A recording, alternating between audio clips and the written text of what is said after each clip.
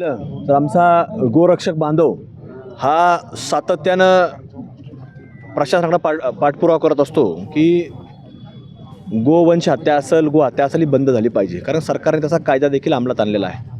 पण आपण पाहतो की कुठंतरी प्रशासन याच्याकडे फक्त एक आलेला कागद अशा रूपानं पाहत असतं.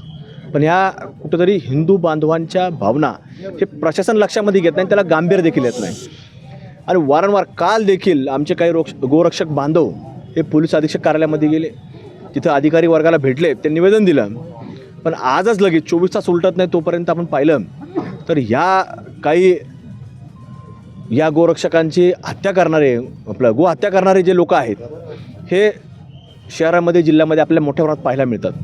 आणि जसं प्रशासन सांगतं की आमच्याकडे कुठेही अधिकृत कत्तलखाना आहे, अधिकृत जरी कत्तलखाना नसला तरी आज यांचे एवढे मोठे मोहल्ले झालेले आहेत. या प्रत्येक मोहल्ल्यामध्ये घरामध्ये तुम्हाला सांगतो इथं हे गोहत्या असेल किंवा गोवंश हत्या असेल हे करण्याचं काम सातत्याने रोजपर्यंत चालू आहे.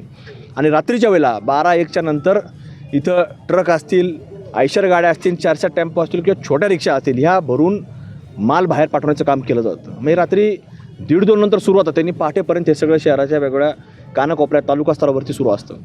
आणि त्याचं एक उदाहरण आज आपल्याला त्या रूपाने या ठिकाणी पाहायला मिळालं. त्यामुळे आज आमची प्रशासनाला मागणी आहे की जसं आत्ताच आपले श्रीगोंदा विधानसभा मतदारसंघाचे आमदार आदरणीय विक्रमदादा पाचपुते यांनी जे सांगितलं की आता पाऊस येऊ काही येऊ सगळे जरी निघून गेले तरी आता आम्ही 4 दिवसांनी त्या ठिकाणी बसून राहणार आहेत.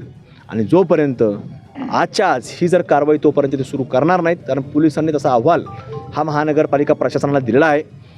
हे ताबडतोब म्हणजे मुकुंदनगरचा भाग असेल, मुकुंदनगरमध्ये सुद्धा घरामध्ये तुम्हाला सांगतो की फक्त अतिरेकीच नाही तर आजही तुम्हाला सांगतो की तिथं गोवंश हत्या, गो हत्या ही मुकुंदनगरच्या घराघरांमध्ये अनेक ठिकाणी देखील केली जाते. आणि ह्यामुळं आपल्याला प्रशासनाला आमची मागणी आहे की इथला कुठलाही व्यक्ती आज याच्यामध्ये सगळ्यांची मागणी आहे की हे सगळं आजच्या आजच जमीनदोस्त केलं पाहिजे. आणि हे जे काही कृत्य आज जे केलेले लोक असतील हे त्यांनी आजच्या आज या ठिकाणी त्या आरोपींनासुद्धा अटक करणं गरजेचं आहे. जर ते आम्हाला अटक झालेले पाहायला भेटले नाही तर आम्ही इथून कुठलाही व्यक्ती आम्ही जाणार नाही. त्यामुळे पोलिसांनी त्याचा शोध घ्यायला पाहिजे. पोलीस आपण पाहतो की पोलीस प्रशासनाला